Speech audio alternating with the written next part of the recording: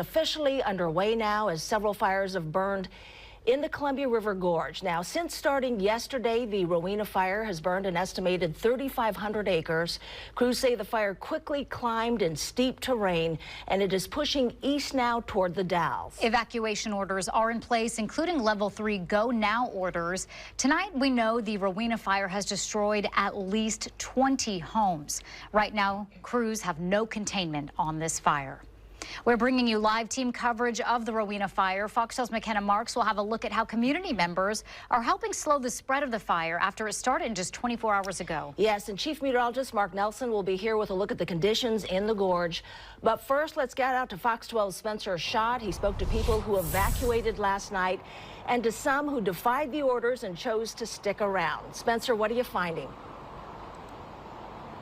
Well, Anna, Nora, I'm right here in Rowena along Highway 30, and walking down the street, you see a lot of destruction. Cars completely burnt out, trees reduced to ash, patio furniture no longer usable, and this house, all that's left is its chimneys. And you can still really smell that ash and soot and smoke in the air.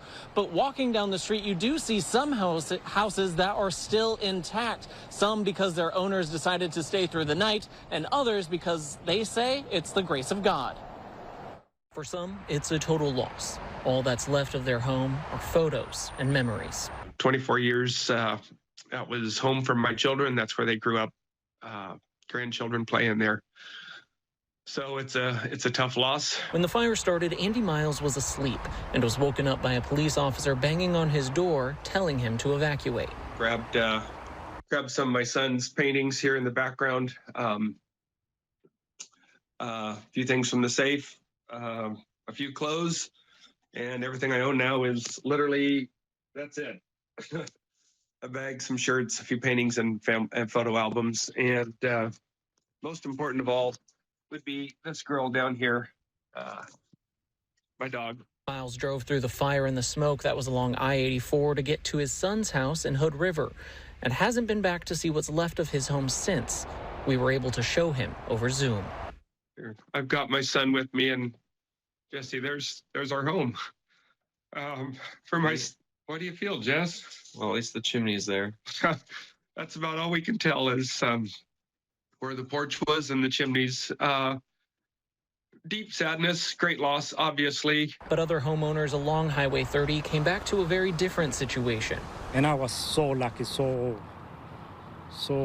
happy to see my house, and my family and me, we started crying to see my house. Polo Rodriguez's home is essentially unscathed, but he did lose his garage that housed his business and a few cars. He says his family did what they could when the fire first broke out. Smoke on this side and the smoke on that side, and we screamed to my family to go out of the house, and we start spraying water everywhere in the roof. Taking water from the hose and the hot tub, he sprayed as much water on the roof as they could until the fire was right next to them. I think maybe around 5 is when I see my neighbor's house just started on fire and making big explosions, and I was so scared. Wind was everywhere, and I cannot see, and I get my pickup and heading to the east to the Dalles. But other folks stayed through the night. When that first house caught on fire down there, it was burning pretty good. We had a big gust of wind. And all of a sudden, embers came down all over, and we probably had, 4 or 5 fires in different spots. Armed with a hose and a shovel, Hobbs and Conaway didn't get any sleep as they fought the fire through some scary situations. A lot of propane canisters were going off. Possibly fireworks, ammunition, maybe. Possibly ammunition. There was a couple of times it sounded like a war zone. And they aren't going to give up just yet. It's not over till it's over. Yeah, it's not comforting. As you can see, the wind is picked up again. The danger has not gone away. Yeah, many folks like Conaway are planning to stay another night out here to protect their homes despite the evacuation orders that are still active in this area. And for the folks who have already lost their homes, some have set up GoFundMe pages to try to recoup their losses. If you would like to donate, we have those links under the Fox 12 app. But for now, I'll send it back to you guys. Reporting live in Rowena, Spencer Schott, Fox 12 Oregon. All right, just heartbreaking to hear about that loss. Spencer, thank you. A popular museum near the Dalles is still standing tonight, but it suffered some damage. This is a photo of the Columbia Gorge Discovery Center and Museum that was taken last night. You can see the ground just burned near that area. The museum evacuated yesterday, getting everyone and their raptors out safely. Today we learned there was some damage, but the building, as you can see, is still standing. The museum said they have not been able to get back there to evaluate the extent of the damage yet. Now, while crews are working to get the Rowena fire under control, we are learning about a local community member who helped to slow the spread of that fire last night as it broke out. Now, Fox 12's McKenna Marks spoke with that man, and she joins us now live with the details. McKenna? Yeah, that's right. I spoke to David Lyons, who was in the Dalles yesterday afternoon when he saw the fire coming in over the hill. Now, there just so happened to be a bulldozer nearby, and Lyons didn't hesitate to hop on and get right to work.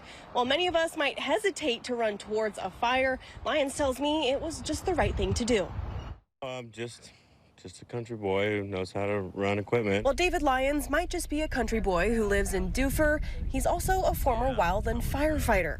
Lyons says he was in the Dalles at an auto shop near 7 Mile Hill when he saw the Rowena fire coming down the hillside. Luckily, there was a bulldozer at the shop. Lyons didn't hesitate to hop on and get to work. I was thinking this is fun, a little scary, deciding if I should zig or zag. While on the bulldozer, Lyons focused on digging a line in front of the fire to stop it from spreading into town. Thankfully, fire crews and helicopters showed up within a few minutes and were able to help Lyons get things under control. But the helicopter pilots did an amazing job. Really, they were in front of me and behind me and over top and slinging buckets. Wildfires are nothing new for the Dalles, and Lyons says he's glad he was able to help the small, tight-knit community. I've always wanted to help people. That's why I did firefighting years ago. And I think it's just the right thing to do. Lyons had to put his 6 years of wildland firefighting training to the test. And it's thanks in part to the lucky old bulldozer that he was in the right place at the right time. It was a good unit. It was a trusty old dozer. David says he was planning to head back out again today to look for any remaining hot spots. And while crews are doing their best to get this fire under control, David also says it's important for community members to keep an eye on things just in case. Reporting live from the Dalles, McKenna Marks, Fox 12 Oregon. All right, McKenna, thank you. Officials say gusty winds helped this fire grow quickly, and they are concerned looking ahead, saying these conditions are setting Oregon up for a difficult fire season that could be similar to previous years. The Oregon Department of Forestry says extra aviation assets have been brought in already to help combat the Rowena fire. It may feel like it's June 12th, but our conditions are more like August. We are typically in this conditions about in the 3rd or 4th week of July, which we call our 95 or 96 ERC percentiles. That's where we're at right now in this fire season. It was 11 months ago that I briefed them on the Larch Creek fire, just 11 months ago. So it hasn't even been a full year since I've briefed the first team of last year and the first team of this year. So think about that as we historically start dealing with fires on a longer fire season. The State Fire Marshal's office says that Governor Tina Kotek's activation of the Conflagration Act yesterday allowed for significant ease of coordination and partnership between state agencies. They say we're fortunate to have the system we do in Oregon, which allows for straightforward coordination.